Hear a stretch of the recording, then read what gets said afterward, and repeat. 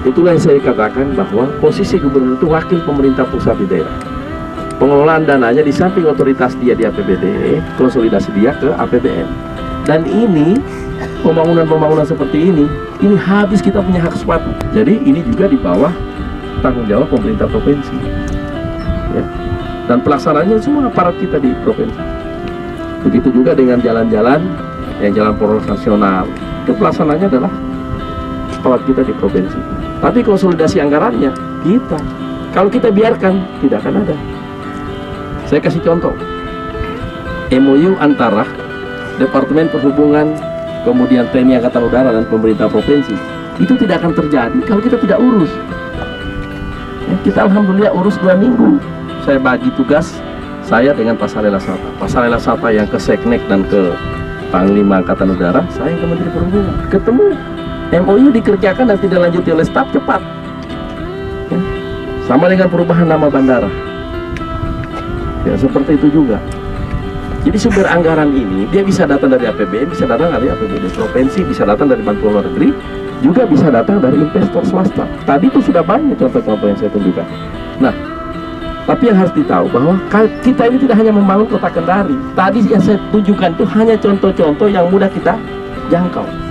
Jadi kalau kita tidak korek-korek terus orang di pusat itu, susah untuk kita. Bahwa secara normatif ada yang namanya musrembangnas dan sebagainya, ya itu instrumennya. Tapi kalau kita diam saja, tidak akan turun, kita tidak akan dapat. Ya, saya kasih contoh lagi. Waktu 3 gubernur ya membuat inisiatif melalui presiden, waktu itu lewat Pak Yusuf Kalla, karena kita punya produksi kakao mulai menurun akibat serangan hama yang disebut dengan Indonesianya itu hama penggerek batang. Ya, produksi kakao kita turun. Kita berusaha cari dana di perkebunan, tidak ada. Untung ada dana ya yang dikumpul-kumpulkan melalui rekening Departemen Keuangan. Keluarlah waktu itu pertama 1 triliun. Kenapa? Keluar untuk rehabilitasi nasional kakao, Gernas kakao. Sebenarnya itu hanya kepada 4 provinsi, Sulawesi Selatan, Sulawesi Tengah, Sulawesi Selatan, Barat, Tenggara, dan Tengah. Tapi begitu tiba di Senayan, karena itu sudah ada kepentingan politik di dalam, dia terdistribusi. Sekarang sudah 19 provinsi. Padahal kalau mau tahu, 70% produksi kakao datang dari 3 provinsi, Selatan, Barat, Tenggara. Dan kita baru saja mendapatkan penghargaan provinsi terbaik di Indonesia di dalam merespon program Gernas Kakao, Sulawesi Tenggara. Itu, Pak, ini kita semua punya tanggung jawab untuk mengarahkan cara berpikir masyarakat kita. Itu tadi yang saya jelaskan bahwa kemajuan sebuah pembangunan atau pelaksanaan pembangunan ditentukan oleh masalah. Pertama, perencanaan yang tepat. Kedua, ketersediaan anggaran. Ya, ketiga, pelaksanaan. Keempat, pengendalian. Dan yang kelima, evaluasi dan pelaporan. Jadi bukan berarti kita ini tidak tak terbatas kita punya uang. APBD kita dari hanya 760 miliar, kita bersyukur sekarang sudah 2 triliun selama 3 tahun. PAD kita dari hanya 102 miliar sekarang sudah 540 miliar. Ini kan peningkatan. Dengan sendirinya terjadi pengembangan di mana-mana. Nah, kita berdoa mudah-mudahan perjuangan kita semua untuk menjadikan Sulawesi Tenggara menjadi salah satu wilayah provinsi kepulauan itu bisa ditetapkan. Dan kemarin hasil konsolidasi kami ke Departemen maupun ke Komisi 2 DPR RI diterima. Kita menunggu tahun 2012 ini, kalau itu ditetapkan berarti provinsi kepulauan menjadi 8. Tadinya hanya 7.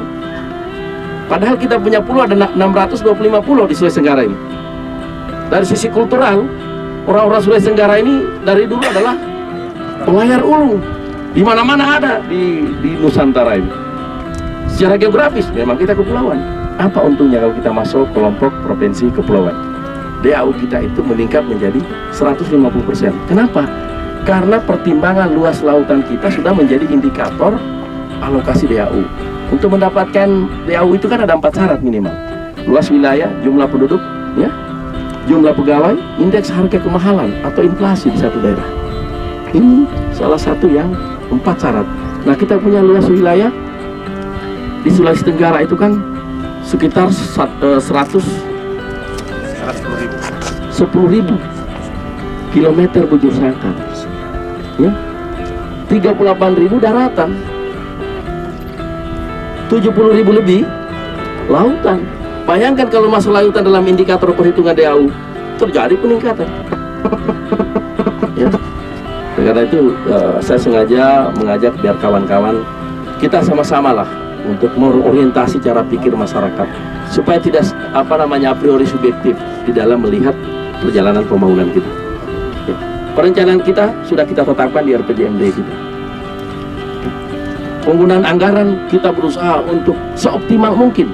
Belanja publik lebih banyak daripada belanja pegawai. Dulu waktu saya pertama menjadi gubernur, itu belanja pegawai itu sekitar 60% sendiri, yang ke publik hanya 37. Sekarang sudah terbalik, lebih banyak yang ke publik. Ya. Tapi meskipun begitu, saya juga tetap memperhatikan kita punya pegawai, karena kalau pegawai sudah tidak bergizi, nggak bisa dia kerja. Kita kasih TPP, kita buatkan rumah, tapi rumah itu dari uangnya sendiri, uang lauk pauknya kita arahkan dia buatkan rumah. Ya. Pembangunan saya kira bergerak di semua bidang. Jadi ini yang harus kita sama-sama pahami. Penggunaan listrik kita dalam kota Kendari saat pertama kami memangku jabatan itu hanya sekitar 28 mega. Makanya lampu kita mati-mati. Ya, sekarang itu setiap malam sekitar 54 sampai 60 mega. Masih banyak lagi keperluan yang belum bisa terakomodir, tapi paling tidak sementara bisa mengatasi untuk tidak mati bergiliran. Ya. Tadi kita sudah dari bandara, dari hanya 4 flight sekarang sudah menjadi 11. Ya. Jadi perluasan-perluasan. Nah, kemajuan pembangunan ini adalah akumulasi dari perjalanan pemerintahan kita selama ini. Yang harus dijaga adalah apakah para pemimpin dan pelayan publik ini masih konsisten melaksanakan tugasnya atau tidak. Tidak ada 150 cara